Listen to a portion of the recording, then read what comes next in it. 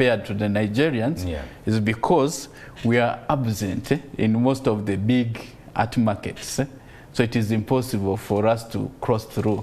Whereas if you are there, you'll find promoters, people that are willing to handhold you now on the big stage, the international, big stage, and many other things that happen in those spaces.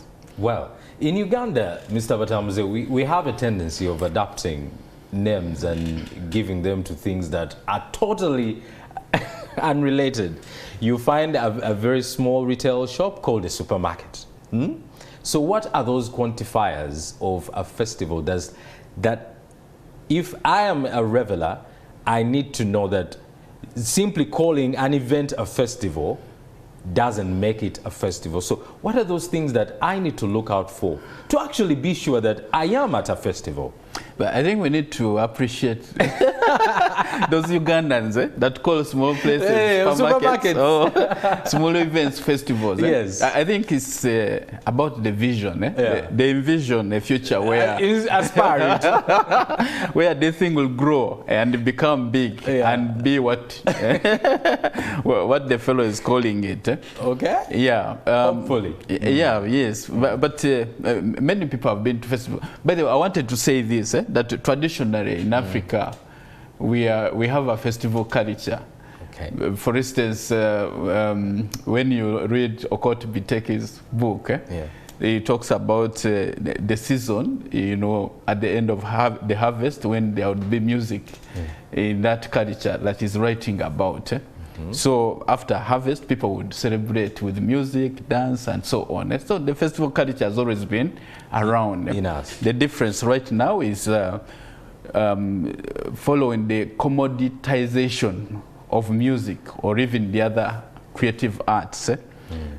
So festivals now make economic sense. So we go to them so we can make economic sense out of what we are creating as creatives. And so what should people look out for in a festival? Some people have been to festivals and they know there are lots of people, the programs are well defined, what the festival is going to do. Actually, in many cases, you register in advance to be able to attend a particular festival. And there are so many people from all walks of life. Some of them, if you're an artist, you're looking out to artists coming from other places, maybe from other countries, so you have a real chance of engaging with them and being able to get your career to another level. It serves as a stepping stone, surely. So should a festival be something seasonal or annual that happens every single year? Or can I actually just create a festival, a one-off, and it is actually qualifies to be a festival? It's really up to what your aspirations are as now the curator of a particular festival. Some festivals are one-off. We never see them again. So a festival can actually be a festival if it's a one-off and it doesn't happen again? Yes, it can be. Yes. Like I said, the different elements, what activities, what the quality of programming, and so on, is what makes it a festival. Yes. How about the time?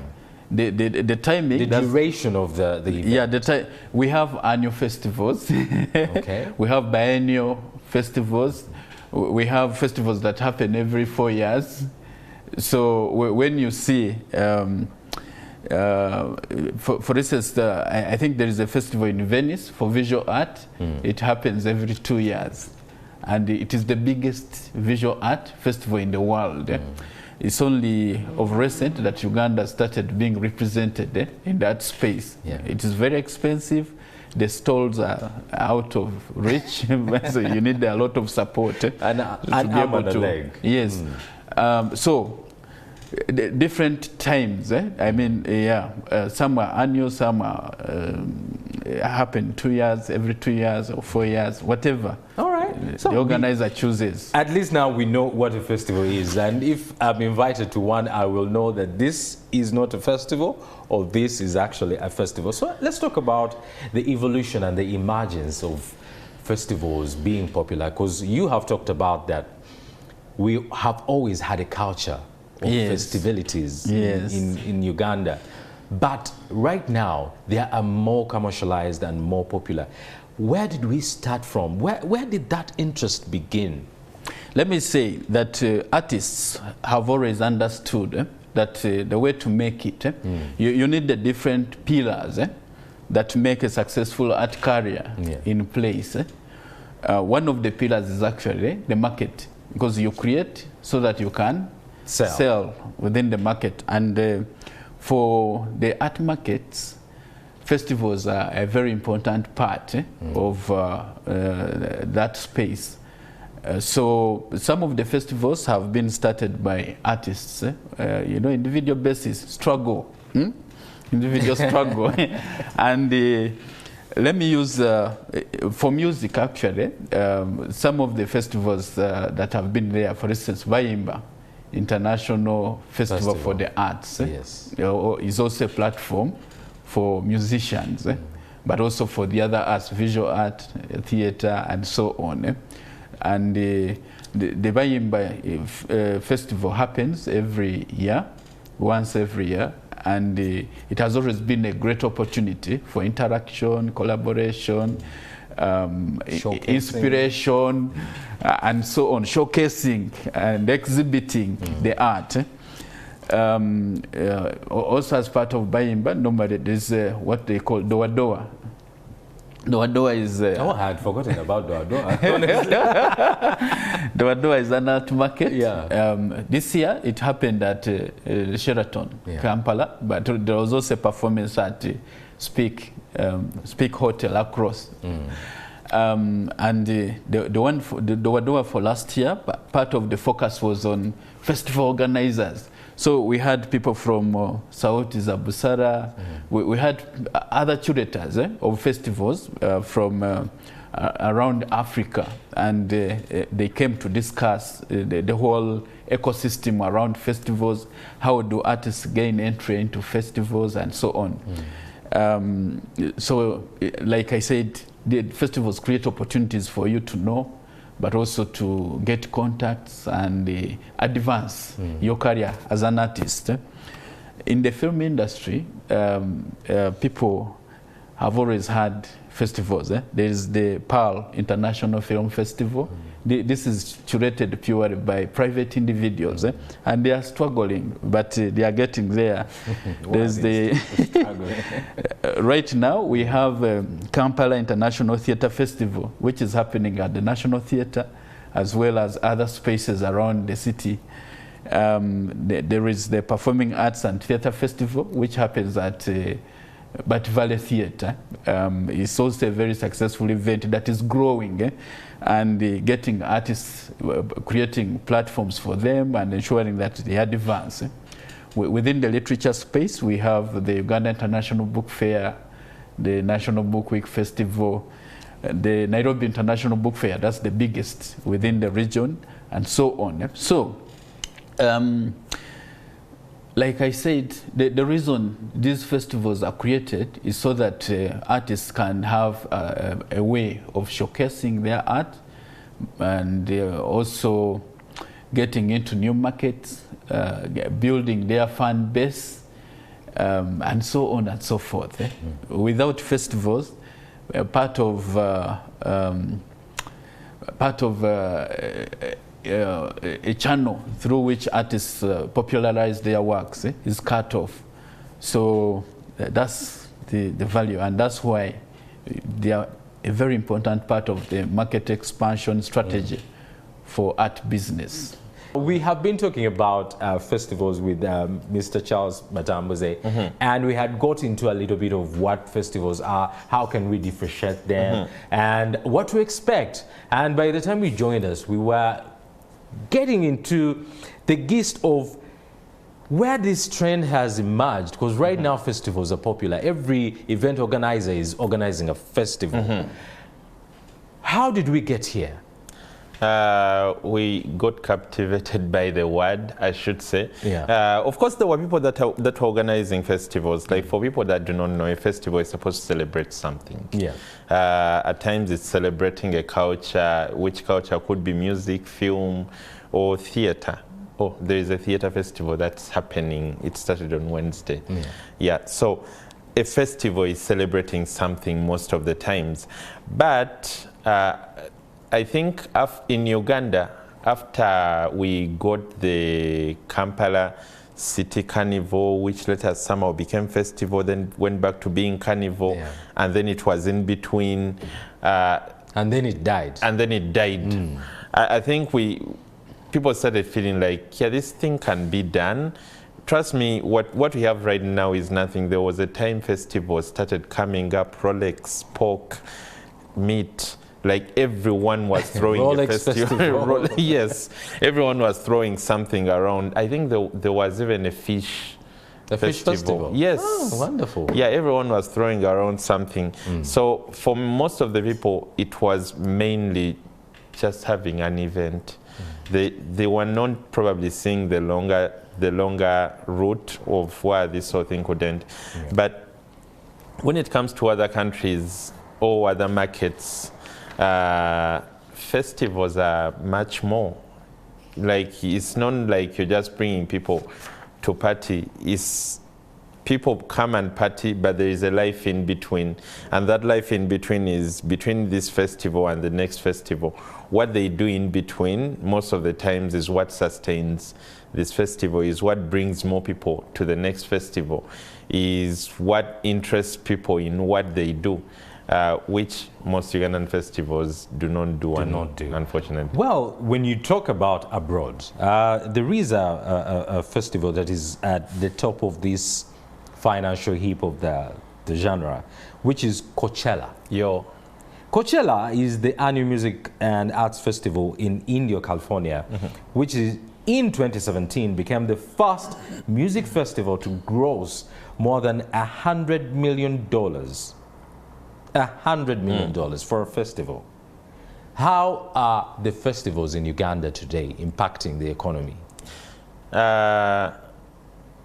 Of course, when they say it grossed 100, they're just looking at the ticket sales. Yes. But trust me, when it comes to the value it added to California, it's way more than 100, because people travel for Coachella, and then artists travel for Coachella to come and perform. Coachella programs most of the times more than 100 artists, because it goes on for about 2 weeks. And remember, these people move with crews, which crews will come, they will sleep in your hotels, they will eat. Like, a lot of things go on because these people are around, and then there is a crowd that has come. Like, most of the people that go for Coachella don't even finish Coachella. Like, someone comes and they're looking out for the 3 days where they're like, yeah, Burna Boy will be in one of the days. They will come, see Burna Boy, and they will leave, because their budget doesn't really allow them for the entire 2 weeks. So people will keep coming in and out, which means the airport is working. Like, a lot of revenue is coming in. When it comes to Uganda, I do not really think our festivals are yet to make a profit, because, trust me, our festivals are really cheap. So, like, when you just look at the cost of production, and then you look at the amount of money we pay to be there, it's so hard to say someone has actually made a profit. For anyone that has produced an event in Kampala, at times you need about 60 million to put a stage together. Mr. Batambuze, do you agree with Andrew's sentiment that festivals are not profitable? Not only festivals, these days even concerts. See, we like that. Yes, not islands. And other spaces. And there are reasons for that. The meeting, that's what I wanted to ask. Right after this meeting, put up a festival or even a concert, you need several revenue streams. One of them, of course, is ticket sales. But what we have discovered, just depending on ticket sales to support the cost of production and all these other things, it's impossible. Yeah. In fact, if we were to charge the appropriate fee that would enable you to meet the cost of production, it will be high, as well as have a profit left over, the concerts and festivals would become inaccessible to Ugandans. As we summarize this conversation, because we are running out of time, Mr. Charles Batambuze, one last thing that I would like to ask is, what's the future? How does Uganda as a country and also the arts and creative industry handle this trend correctly so that it actually benefits the country at large and also artists at an individual level? First of all, the festivals within Uganda, or even the art practice, is orphaned in the sense that at the level of government, there is basically nobody that is taking care of the different aspects. In as much as art is a private persuasion, something you pursue at a private level, there are things that government needs to work on to create the environment for the festivals to thrive, for people that are creating to thrive. And so government has to do its job of creating the environment, creating supportive laws and policies. At the National Culture Forum, we have argued that the current set of laws and policies within our sector cannot support a modern industry, a creative industry. We need to reform many things. Some of the laws are as old as 1949. They were colonial laws to suppress creativity by indigenous Ugandans, but they are still the laws on our statute books. Those need to change. So we have a more supportive environment. Two, there is sometimes over-regulation. For instance, some years back with the Nyege, one arm of government or one part of government said, no Nyege, we have cancelled it. They actually banned it. Then the other part said, let Nyege be. You know what that does to the investor? It erodes investor confidence, because these are people that have brought their money and they would expect the environment to be supportive, but instead there was confusion. So that is something that needs to be handled. Then the other aspect has to do with infrastructure. Some of the public infrastructure to support festivals has to be developed by government. Imagine Nyege, for instance, has been changing places where it is hosted. Well, I saw him posting about the old venue being demolished by this time or vacant. Yes, so and also many festivals actually happen in makeshift places. But as a country, we have to be serious. We need the right infrastructure to be able to attract people that invest in these festivals. Before we plan to have Formula One in Ginger. As we summarize this conversation, Andrew, one last word. I think we should stop fighting our innovations. None of us is an assistant Jesus or even Muhammad. We should not be using moral grounds to talk about what we actually do not know. Like festivals are the cash cow of tourism in many countries at the moment. They're what they use to drive people to their countries. If we think we are going to actually drive people by telling them to come and see our gorillas, other people are doing it better. But there are things they cannot replicate. They can't replicate at our theater. That cannot be replicated. Our culture. And our culture. So we should stop fighting things like we assistant Jesus. All right, gentlemen, thank you so much for the wonderful conversation and being here. And thank you who has been viewing us here at NTV. It's been a wonderful day. It's Friday. A reminder before I go away is that no matter how small it is, progress is still progress. So start today. If you feel like you haven't been doing what you want to do, start today. It doesn't matter. Yesterday doesn't matter. It's done. Start today. Start now. Don't think about